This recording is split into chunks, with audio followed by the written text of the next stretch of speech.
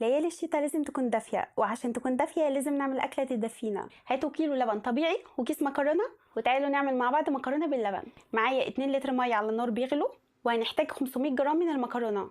أصغر حجم هتلاقوه هاتوه، وشرط تجيبوا نوع مكرونة كويس، بلاش المكرونة مجهولة المصدر عشان ما تعجنش معاكم بالذات في الوصفة دي. ومن وقت للتاني كل شوية بنقلبها علشان متلزقش في بعضها لحد ما نلاقي المية قلت والمكرونة استوت. هي خدت معايا بعد ما غلت حوالي تلت ساعة. فبننزل عليها بكيلو لبن طبيعي ما يكونش مغلي، وبيفرق جدا في الطعم. ولما اللبن يغلي هنهدي النار وبنسيبه حوالي 10 دقايق كمان، يعني كده ده بيكون قوامه. ولسه كل ما بيقعد بيتقل اكتر. هنحتاج من كوبايه لكوبايه وربع من السكر على حسب ذوقكم في السكريات. انا حطيت كوبايه سكر بس، كان سكرها هادي وخفيف. الكاميرا بس فصلت وانا بحط السكر. هنحط كمان كيسين فانيليا وبنقدمها وهي سخنه او دافيه، ومش بناكلها بارده. دي افضل حاجه تعملوها لسهره الشتاء، وحرفيا الاطفال بيموتوا عليها. ولو جربتوها مش هتبطلوا تعملوها.